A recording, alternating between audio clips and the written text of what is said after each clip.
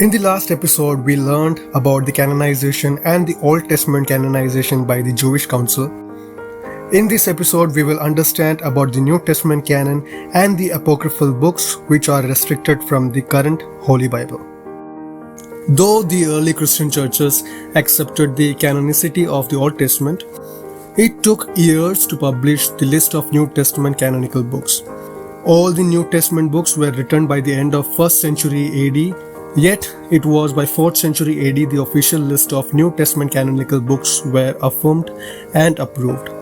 The word New Testament canon was first used for Christian writings by a man named Marcion, who lived in the 2nd century. He was an anti-Jewish and a Gnostic person.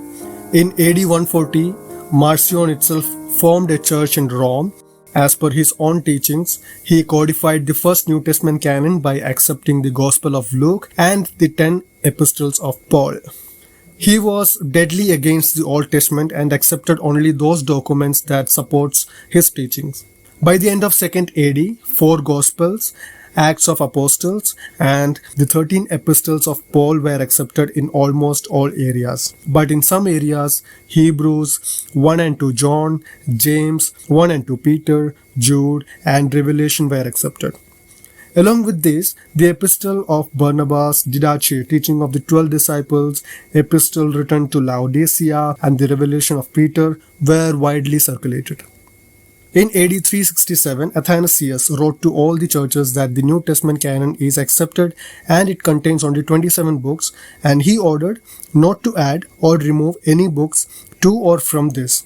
As a result, the Eastern churches accepted the New Testament canon with only 27 books in 4th century. And by AD 367, the Western churches also accepted this canon in the Synod of Carthage.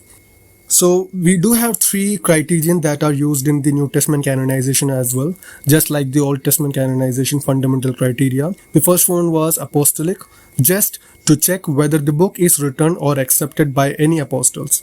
And the second basic criteria was the teachings, whether the content of the book has relationship with the life and teachings of Jesus Christ.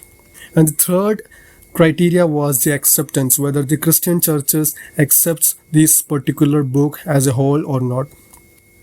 After the New Testament canonization, there existed some of the books which were not included in the canonization. These were called as apocryphal books. So the apocryphal books are the books and parts of books that are not being accepted as canonic by Jews as well as the Protestants. So apocrypha means things that are hidden or secret. The God-breathed nature and the authority of the author and relevance of these books are under questions and doubt, or maybe they are hidden. The Catholic Church added and published 14 apocryphal books in their Bible. Therefore, there came 2 sects of Bible. So one is like the Catholic Bible and the other one is the Protestant Bible. That's how we do have 2 sects of Bible in the Christian community.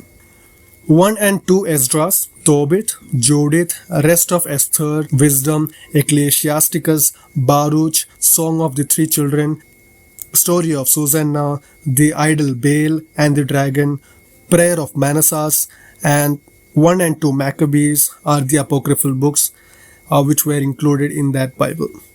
The Protestant churches never accepted these books as a part of the Bible, but some of them are accounted as a contemporary historical books, not as canonical actually, which means you can read it for wisdom and to understand what the ancient Jewish believed by reading this literature in that particular time. So it's not like prohibited, but of course you can read it, but not included in the current 66 books Bible. Just like the Old Testament, the New Testament canon also was accepted by the first church and also believed to be given by God himself. So we have to accept. We have no permission to add or anything to remove from it, but we are bound to follow it completely. So again, are you ready to follow the word of God?